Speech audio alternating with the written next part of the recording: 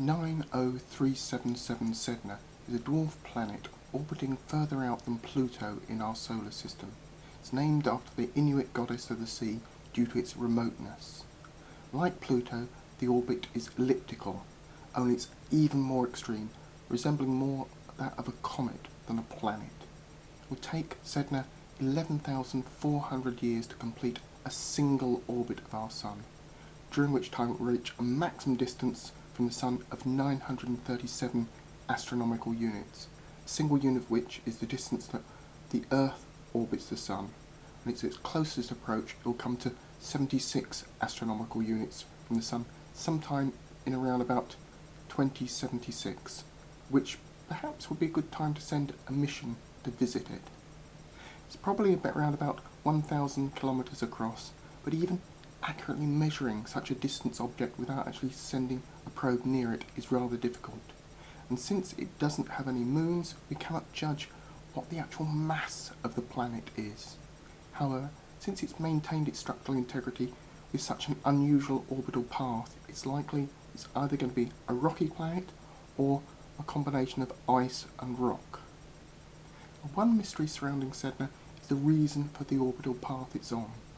It's far too far away from the heart of our solar system for the gravity of any known body within our system, say like Neptune, to cause it to deviate from the normal orbit. There's one theory that a star passed very close to our solar system and caused a disruption to the orbits of the planets on the edge of our solar system, resulting in such an orbit being created. However, there is another intriguing possibility that far out in our solar system, a region called the Oort cloud, there may still be a large, as yet undiscovered planet, as well as smaller dwarf planets, possibly as many as 60. Like other planets, these would have been formed in what's known as the accretion disk. The disk was similar to the ring around Saturn, only this was left behind when the Sun was formed. It's thought that this was only dense enough fairly near to the Sun to form planets, but it's possible the disk could have been dense enough a great deal further out than had been originally thought. This leaves us with the question, if there's so many planetary bodies out there, why haven't they been observed and catalogued?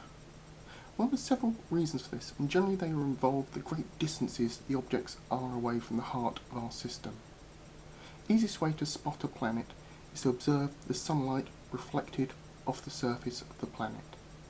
The larger the planet, the more reflected the surface, and, most importantly, the closer it is to the Sun, easier this becomes to be spotted.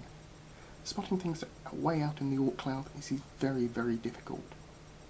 The other way you can spot a planet is by noticing how its gravity pulls in other objects in our solar system. Again, gravitational force weakens with distance, and since the largest of these bodies are probably at least 1,000 astronomical units away from the Sun, any gravitational pull could easily be missed. So, discovery of new planets in our solar system is still possible, but if we do find some, we may have to adjust our models of star formation.